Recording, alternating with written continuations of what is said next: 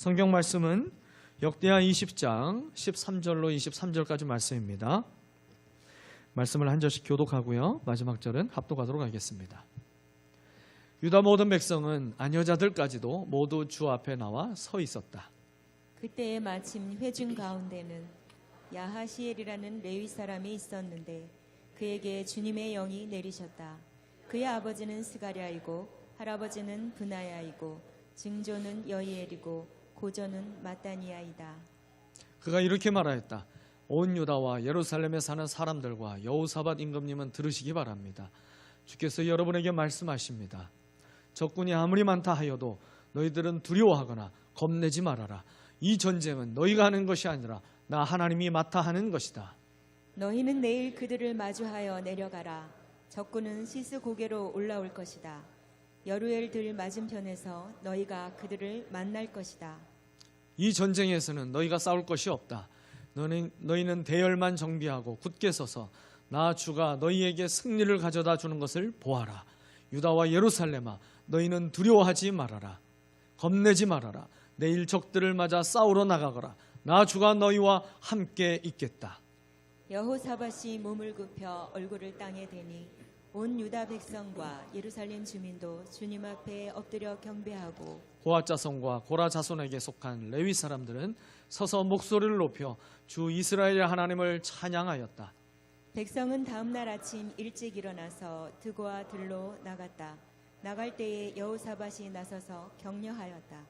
유다와 예루살렘 주민은 내가 하는 말을 들으십시오. 주 우리의 하나님을 믿어야만 흔들리지 않습니다. 주님께서 보내신 예언자들을 신뢰하십시오. 우리는 반드시 이깁니다. 여호사밧은 백성들과 의논한 다음에 노래하는 사람들을 뽑아 거룩한 예복을 입히고 군대 앞에서 행진하게 하였다. 그리고 또 노래하는 사람들이 주께 감사하여라. 그는 그의 인자하심이 영원하다 하면서 주를 찬양하게 하였다. 노래하는 사람들이 그렇게 노래를 부르니 주님께서 복병을 시켜서 유다를 치러 온 암몬 자손과 모압 자손과 세일산에서 온 사람들을 치게 하셔서 그들을 대파하셨다. 오히려 암몬 자손과 모압 자손이 짝이 되어서 세일산에서 온 사람들을 모조리 쳐 죽이는 것이 아닌가. 세일산에서 온 사람들을 쳐 죽인 다음에는 암몬 자손과 모압 자손이 서로 쳐 죽였다. 아멘. 오늘은 맥주절을 기억하며 하나님께 감사하며 예배하는 맥주 감사 주일입니다. 피조물에 마땅한 도리, 구원받은 하나님의 자녀의 가장 기본적인 도리를 한 가지 꼽으라 한다면 그것은 감사입니다. 그리고 하나님은 그 감사를 참으로 기뻐하시고 감사하는 백성에게 아낌없이 은혜를 부어주십니다. 그래서 하나님은 자기 백성들이 하나님께 감사하는 방법들을 정말 다양하게 가르쳐 주셨습니다. 오늘 본문과 같이 절기를 지키는 것으로, 우리가 함께 이렇게 맥주절을 지키듯이 절기를 지키는 것으로 감사를 고백하고 표현할 수 있습니다. 또 제사를 통해서 감사를 표현할 수 있고 헌금과 헌물을 통해서 감사를 표현할 수 있죠. 또 다윗처럼 찬양을 통해서 감사를 표현할 수 있습니다. 우리가 구제를 통해서도 하나님께 감사를 표현할 수 있고요. 전도와 선교를 통해서도 받은 은혜에 대한 감사를 표현할 수 있습니다. 그리고 예배의 자리, 기도의 자리에서 감사를 풍성하게 표현할 수 있는 것입니다. 이처럼 다양한 감사의 방법을 성경이 가르쳐 주신 이유가 무엇일까? 곰곰이 생각할 때 제가 깨닫게 된 것은 두 가지였어요. 먼저는 어느 누구도 감사하지 못할 핑계가 없게 하시려는 하나님의 의도가 먼저 깨달아졌어요. 그리고 다음에 어떻게든 감사를 표현하게 하셔서 모든 사람에게 복을 주시고자 하시는 하나님의 마음이 깨달아졌습니다. 감사를 통해 하나님은 우리가 하나님의 복을 누리며 살아가기를 원하십니다. 복을 누리되 하나님은 우리가 쌓을 곳이 없도록 부어주시는 하나님 크기의 복을 누리기를 원하십니다. 감사하는 자에게 하나님만이 주실 수 있는 평안과 승리가 임하게 됨을 믿으시기를 바랍니다. 오늘 본문은요, 찬양을 통해서 하나님께 감사를 표현했던 이 여호사밧과 그리고 유다 백성들을 통해서 절대 이길 수 없는 패배 확률 100%의 전쟁에서 완벽한 승리라고 하는 기적을 이루어 주신 하나님의 역사를 우리에게 보여주십니다. 전쟁에서 승리하는 것, 여러분 너무도 기쁜 일이고 모두가 바라는 일이 될 것입니다. 그런데요, 솔직한 우리의 마음을 한번 들여다보면 전쟁에서 승리하는 것보다 아예 전쟁 자체를 만나지 않으면 더 좋겠다. 여러분 그런 마음이 솔직히 우리의 마음속에 들지 않으십니까? 근데 성경은요, 우리가 하나님의 자녀가 된 순간부터 더 치열하게 전쟁을 치르며 살아가게 된다라고 말씀합니다. 좀 내가 하나님을 위해서 믿음으로 결단하고 정직하고 성실하게 믿음을 지키며 살아가면 전쟁이 그쳐지고 좀 평안할 줄 알았는데, 내가 주를 위해서 믿음으로 결단하면 결단할수록 더 많은 헌신과 더 많은 사랑을 주님 앞에 드리면 드릴수록 이전보다 더 큰 시험거리가 자꾸만 찾아와서 이 전쟁이 점점 갈수록 커지는 것을 경험하게 되기도 합니다. 오늘 본문에 여호사밧 왕이 바로 그러한 사람이었어요. 여호사밧은 다윗의 혈통의 사람이었습니다. 남유다의 네 번째 왕이었습니다. 그가 35살에 즉위하여서 25년 동안 예루살렘에서 남유다를 다스렸습니다. 여호사밧이 하나님을 얼마나 잘 섬기는 왕이었는지 역대하 17장 3절에서 5절 말씀을 보게 되면 여호사밧에 대해서 이렇게 소개를 하고 있어요. 여호사밧이 왕이 되면서부터 그의 조상 다윗이 걸어간 그 길을 따랐으므로 주님께서 여호사밧과 함께 계셨다. 여호사밧은 바알 신들을 찾지 아니하고 다만 그의 아버지가 섬긴 하나님을 찾으며 그 하나님의 계명을 따라 살고 이스라엘 사람의 행위를 따르지 않았으므로 주님께서는 여호사밧이 다스리는 나라를 굳건하게 하셨다. 온 유다 백성이 여호사밧에게 선물을 바치니 그의 부귀와 영광이 대단하였다. 훌륭한 왕이었고 부러운 왕이었습니다. 그런데요, 이 여호사밧이 이 정도 믿음으로 하나님을 아름답게 섬기고 하나님을 사랑하며 섬기는 왕이었다고 한다면 전쟁을 만나지 않고 태평성대만 누리다가 천국에 그가 들어가도 이 여호사밧을 시기할 만한 사람은 없을 것 같습니다. 그렇지 않으신가요? 그런데요, 이런 믿음의 사람에게도 전쟁은 찾아옵니다. 그것도 점점 더 큰 전쟁이 그의 인생에 찾아옵니다. 여호사밧에게 죄가 많아서 이런 전쟁이 그에게 찾아오게 됐을까요? 아니요. 오히려 그 반대이기 때문에 전쟁이 찾아오더라는 것이죠. 그런데요, 어떤 전쟁이 일어나도 결과는 늘 승리였다는 사실을 우리가 말씀을 통해서 주목해야 되는 거예요. 특별히 오늘 본문은 그가 겪었던 전쟁 가운데 가장 큰 위기를 만나는 전쟁이었습니다.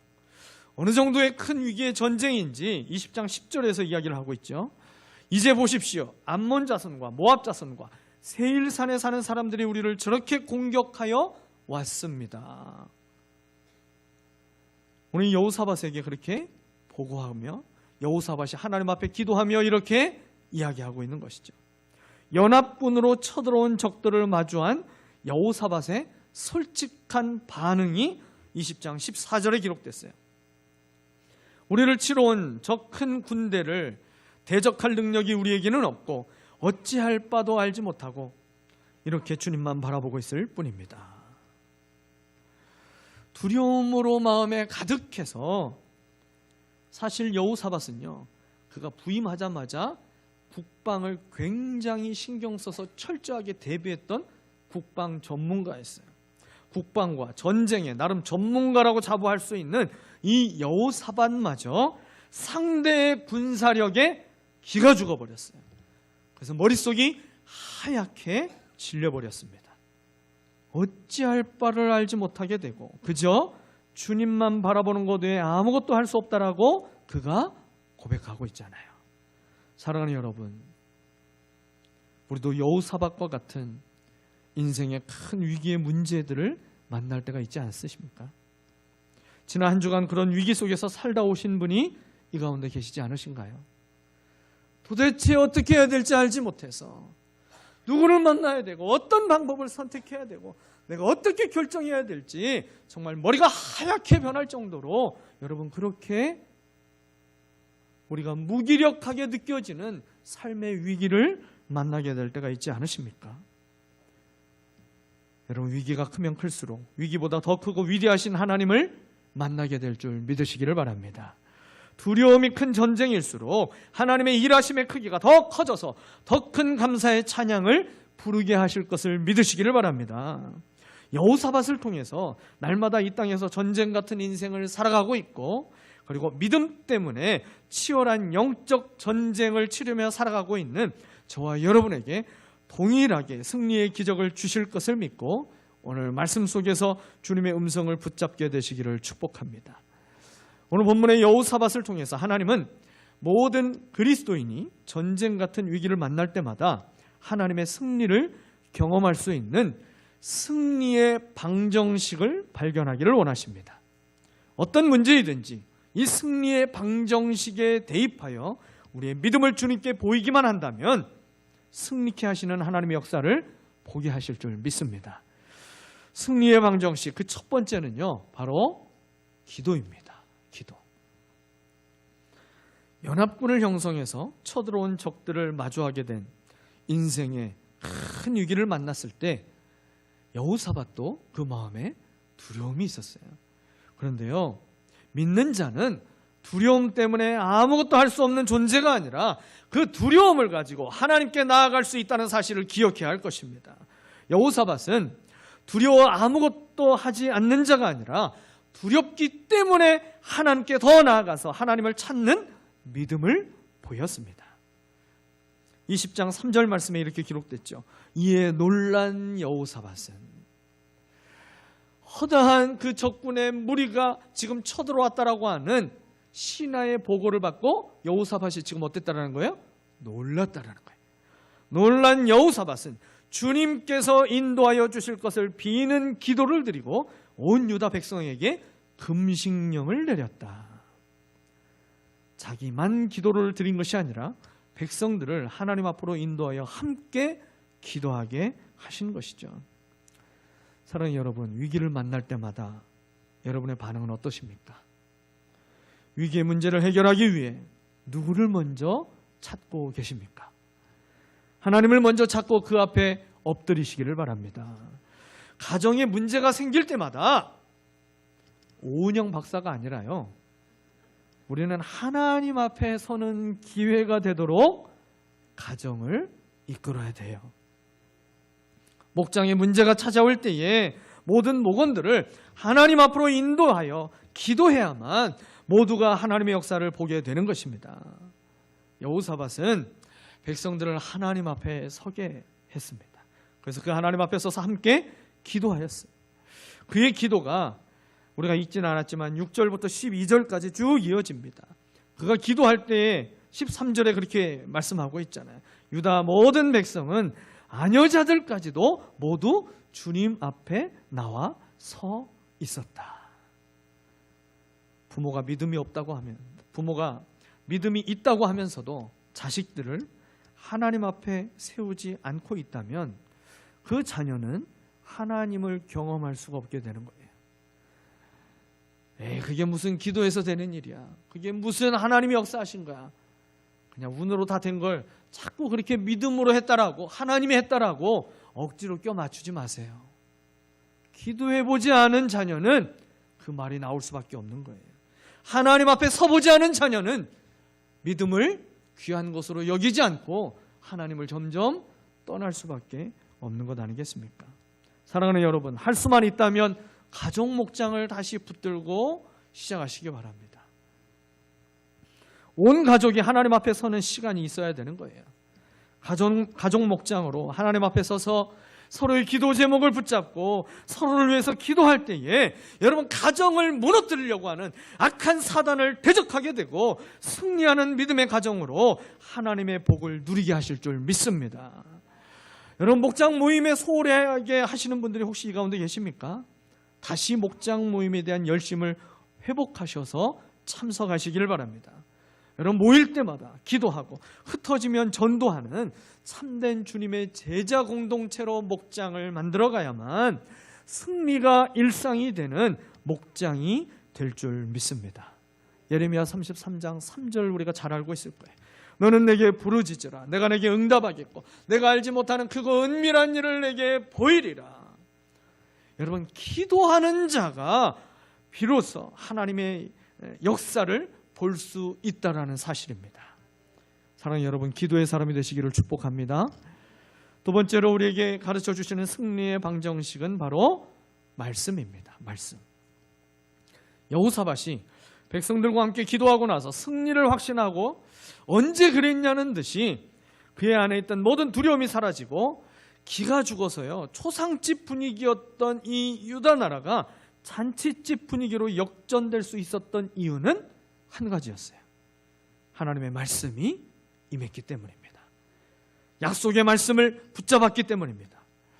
백성들과 함께 기도하고 나서 하나님의 말씀이 이 유다 백성들 가운데 임하게 되는데 레위 사람 야하시엘에게 성령이 임하시며 하나님의 예언의 말씀이 그를 통해서 선포됩니다. 야하시엘의 이름의 뜻은 하나님이 보고 계신다. 하나님이 보고 계신다. 여호사밧과 백성들의 중심의 믿음과 그리고 그들의 믿음의 간구를 주님이 보시고 제사장 가문이며 그리고 다윗 때에 성가 대장이었던 이 아삽의 자손 스가랴의 아들인 야하시엘을 통해서 하나님의 말씀이 공동체에게 임하게 된 것이죠. 여호사밧과 백성에게 들려진 말씀이 무엇이었습니까? 15절부터 17절까지 말씀인데요. 사랑하는 여러분, 전쟁의 위기와 같이 고통 가운데 있습니까? 오늘 여호사밧에게 그리고 유다 백성에게 들려진 이 말씀이 오늘 나에게 주시는 하나님의 약속의 말씀이라 믿고 이 말씀을 우리가 한번 믿음으로 선포하며 같이 읽어보시면 좋겠습니다. 같이 읽겠습니다. 그가 이렇게 말하였다. 온 유다와 예루살렘에 사는 사람들과 여호사밧 임금님은 들으시기 바랍니다. 주님께서 여러분에게 말씀하십니다. 적군이 아무리 많다 하여도 너희들은 두려워하거나 겁내지 말아라. 이 전쟁은 너희가 하는 것이 아니라 나 하나님이 맡아 하는 것이다. 너희는 내일 그들을 마주하여 내려가라. 적군은 시스고개로 올라올 것이다. 여루엘 들 맞은편에서 너희가 그들을 만날 것이다. 이 전쟁에서는 너희가 싸울 것이 없다. 너희는 대열만 정비하고 굳게 서서 나 주가 너희에게 승리를 가져다 주는 것을 보아라. 유다와 예루살렘아, 너희는 두려워하지 말아라. 겁내지 말아라. 내일 적들을 맞아 싸우러 나가거라. 나 주가 너희와 함께 있겠다. 할렐루야. 아멘. 여호사밧은요 이 말씀을 듣자마자 완전히 다른 사람처럼 변하게 돼요. 그 어떤 모습으로 변하게 됐는지 제가 말씀을 보니까요 참 여러 가지가 변했어요. 우리가 성경에 직접 묘사하고 있지는 않지만 우리가 충분히 상상할 수 있는 변화의 모습도 있어요. 그는 그의 얼굴에서 어둠이 사라진 것을 우리는 먼저 충분히 상상할 수 있죠. 또 그의 마음에 두려움이 사라지고 하나님의 역사를 기대하는 기대감으로 그 마음이 바꿔지게 됩니다. 이것을 무엇을 통해 알 수 있을까요? 20절 보게 되면 아침에 일찍 일어나서 라고 기록하고 있어요. 왜 아침에 일찍 일어났을까요? 주의 약속의 말씀이 그대로 이루어지는 것을 빨리 보고 싶어하는 이 기대하는 마음이 그의 마음속에 있기 때문에 피곤하지만 그 육신을 이기며 그가 아침에 일찍 백성을 깨워 하나님의 역사를 보러 나간 것이죠. 또한 두려움에 떨고 있던 그 백성들에게 용기를 북돋아주며 격려하는 자로 그가 바꿔지게 되잖아요. 백성들 앞에 서서 그들을 격려하며 그는 외치게 되는 것입니다. 백성들의 마음에 승리의 확신을 심어주는 비전의 사람으로 그가 변화되게 됐어요. 전쟁을 축제로 바꾸어 버립니다. 여러분, 이 모든 변화가 가능한 이유, 약속의 말씀을 붙잡았기 때문입니다. 말씀하신 그대로 될 것이라고 믿었던 바울이 유라굴로라고 하는 그 광풍을 만났을 때에도 그 폭풍 중에도 찾아오셔서 그 귀에 들려주신 하나님의 말씀을 그가 붙잡았기 때문에 두려움에 떨고 있는 그 배에 있는 모든 사람들에게 안심하십시오, 안심하십시오, 그렇게 외칠 수 있었던 것을 우리는 기억할 수 있지 않습니까? 약속의 말씀을 믿음으로 붙잡을 때에 모든 의심과 염려와 두려움이 사라지고 승리의 확신에 붙잡히게 될 줄 믿으시기를 바랍니다. 민수기 23장 19절 말씀입니다. 하나님은 사람이 아니시니 거짓말을 하지 않으시고 인생이 아니시니 후회가 없으시도다. 어찌 그 말씀하시는 바를 행하지 않으시며 하신 말씀을 실행하지 않으시랴. 우리는 매주일 줄 설교를 통해서 그리고 매일 새벽 말씀을 묵상하는 그 말씀 묵상을 통해서 약속의 말씀을 붙잡아야 하는 것입니다. 그 말씀을 붙잡되 끝까지 붙잡으시기를 바랍니다. 말씀을 이루시는 살아계신 하나님께서 반드시 승리로 역사하실 것을 믿으시기를 바랍니다. 승리의 방정식 마지막 세 번째입니다. 그 세 번째는 바로 찬송입니다. 오늘 본문에 의해서 더 정확하게 말씀드리면 감사의 찬송입니다. 하나님은 우리를 찬송 받으시기 위해서 창조하셨어요. 그래서 이스라엘의 찬양 가운데 임재하시기를 기뻐하셨습니다. 그런데요, 그 하나님을 더 기쁘시게 하는 찬양이 있습니다. 바로 감사의 찬양입니다. 21절에 보니까 여호사밧이 군대 앞에, 우리가 상식적으로 전쟁을 하게 되면 본진, 그 군대 앞에, 부대 앞에 어떤 부대를 세워야 정상일까요? 정찰대를 세워야 되는 거예요.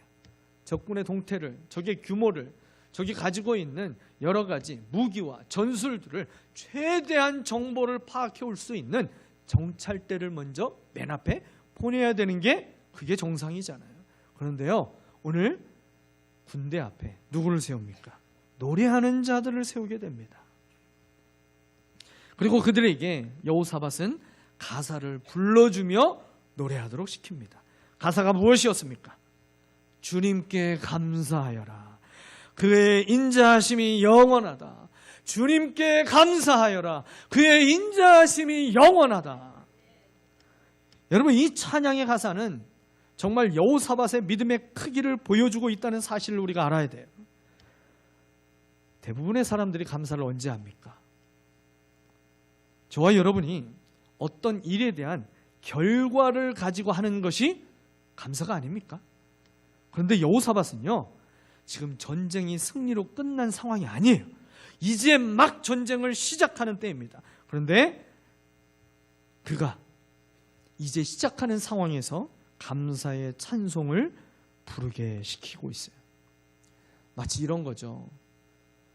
다른 사람들은 다 어젯밤에 잔을 하고 축구 경기의 결과를 몰라요. 그런데 나는 잠을 안 자고 축구를 봤어요. 우리가 막 치고 있다가 마지막에 역전, 기가 막힌 극장골을 넣어가지고 우리가 이긴 사실을 나는 알고 있어요. 아무것도 모르는 사람들 틈에 껴가지고 같이 축구를 보고 있을 때 모든 사람들은 마음이 조마조마하고 있어도 나는 마음이 평안하며 즐기는 거죠. 하나님의 그 약속의 말씀이 그의 마음 가운데 얼마나 큰 확신이 됐으면 이미 전쟁의 승리를 마치 보고 온 사람처럼 오늘 여호사밧은 전쟁 시작부터 찬송을 하되 감사의 찬송을 부르겠습니다. 여러분, 이 여호사밧의 믿음을 하나님이 얼마나 기뻐하셨는지 22절 말씀을 한번 보세요. 하나님이 어떻게 반응하시는지. 노래하는 사람들이 그렇게 노래를 부르니 주님께서 복병을 시켜서 유다를 치러 온 암몬 자손과 모압 자손과 세일산에서 온 사람들을 치게 하셔서 그들을 대파하셨다. 여러분, 이 말씀을 개역 성경으로 읽게 되면 훨씬 더 은혜가 되더라고요. 개역 성경으로 읽어드리겠습니다. 그 노래와 찬송이 시작될 때에 여호와께서 복병을 두어 유다를 치러 온 암몬 자손과 모압과 세일산 주민들을 치게 하심으로 그들이 패하였으니. 하나님이 언제 역사하셨다고요? 하나님의 승리가 언제 시작됐다고요? 그 노래와 찬송이 시작될 때에, 그 노래와 찬송이 시작될 때에 여러분, 감사의 찬송이 시작되자마자 하나님이 일하셨습니다. 복병을 일으켜서 세계 민족이 연합군으로 쳐들어왔는데 자기들끼리 서로 싸우게 만드셨어요. 서로 믿지 못하여서 네가 스파이 아니야? 서로 믿지 못하여서 한 명도 남기지 않고 서로 죽이게 되는 희한한 전쟁의 승리를 맛보게 합니다. 누가 봐도 패배 확률 100%의 전쟁에서 아군은 땀 한 방울 흘리지 않았어요. 체력 소모가 전혀 없는 상태로 완벽한 승리를 거두게 하셨습니다. 하나님이 역사하시면 우리에게 승리를 주시되 완전한 승리를 주실 수 있음을 믿으시기를 바랍니다. 우리의 입술에서 남 탓을 하며 불평과 원망의 노래가 아닌 하나님을 향한 감사의 찬송이 나올 때 기적의 하나님을 경험하게 될 줄 믿습니다. 마지막으로 한 가지 외화의 말씀을 드리고 설교를 마치도록 하겠습니다. 오늘 생명의 삶 수료할 때 개근하신 분들에게 드린 선물이 있어요. 그 선물이 뭐냐면 책입니다. 책. 근데 그 책의 제목이 뭐냐면 감사의 능력이라는 책이에요. 저 책입니다. 여러분 이 책의 제 1장을 보게 되면 단 하루 감사했을 뿐인데 라는 제목의 글이 있어요. 짐이라고 하는 사람의 실제 이야기입니다. 이 짐이라고 하는 사람은 그의 아버지가 알코올 중독자였어요. 그래서 이 짐은 물론이고 그의 어머니와 그리고 아내와 함께 알코올 중독자인 아버지를 위해서 30년 동안 아버지를 위해서 기도했습니다. 근데 아버지는 여전히 자신의 그 알코올 중독에 대해서 문제성을 전혀 인식하지 못하고 있고 전혀 변화가 나타나지 않았어요. 그래서 기도하면서도 마음에 낙심이 계속 찾아오고 있던 어느 날 그가 한 설교를 듣게 됩니다. 모든 상황 속에서 하나님 앞에 감사하게 되면 그 감사를 통해서 하나님은 감사할 수 있도록 더 큰 감사를 할 수 있도록 삶의 모든 환경을 바꾸어 주신다라고 하는 메시지였어요. 그 말씀을 듣고 짐이 이제 말씀에 대한 믿음의 결단과 적용을 하게 됩니다. 그래 맞아. 지금까지 아버지가 변화되기만을 내가 바라고 있었지. 감사한 적이 없구나. 그래서 자신의 삶이 도저히 감상할 수 있는 상황은 아니었지만 내가 오늘만큼은 하나님께 감사하고 찬양하기로 마음 먹게 됩니다. 그래서요, 감사할 일이 뭐가 있을까? 그가 생각해 봤어요. 아버지의 이 알코올 중독의 문제를 가지고 내가 감사할 수 있는 게 뭐가 있을까? 막 감사를 쥐어짰어요. 그래서 떠오르는 감사들을 하나님께 드렸습니다. 이런 감사를 올렸습니다. 아버지가 술을 마셔도 심한 주정은 안 하니까 감사합니다. 막 쥐어짜고 있잖아요. 술을 마셔도 길에서 쓰러지지 않으니까 그것도 감사합니다. 또 감사했어요. 아버지를 보니까 술을 30년 전에 비해서 적게 마시고 계셔서 감사합니다. 그렇게 그날 하여튼 어떻게든지 감사거리를 만들어서라도 하나님께 감사했어요. 그런데 어느 날 아버지가 이 짐과 대화하기를 원했습니다. 늘 알코올 중독에 시달렸고 기독교에 대해서는 늘 반감이 있었기 때문에 아들과 이야기하는 것을 전혀 즐겨하지 않았던 아버지였는데 그 아들을 불러서 갑자기 이런 질문을 하는 거예요. 너는 예수님에 대해서 어떻게 생각하니? 내가 어제 TV를 봤는데 어떤 마약 중독자가 예수를 믿고 마약을 끊었다고 하는데 그것이 일시적인 것이냐 아니면 영구적인 것이냐? 이 짐의 아버지가 예수님에 대해서 관심을 갖기 시작했어요. 예수님이 하신 일이 점점 눈에 들어오기 시작했어요. 여러분 결국 그 아버지는 마음의 문을 열게 됐고 교회에 나가게 됐습니다. 그리고 예수를 믿고 알코올 중독도 완전히 치유를 받게 됐습니다. 이 짐이 나중에 이렇게 고백을 했습니다. 우리 가족은 아버지를 변화시켜달라고 30년 넘게 기도했습니다. 그런데 문제 상황에 대해서 단 하루 하나님께 감사했을 뿐인데 우리 가정에 무슨 일이 일어났는지 한번 보세요. 사랑하는 여러분, 그렇습니다.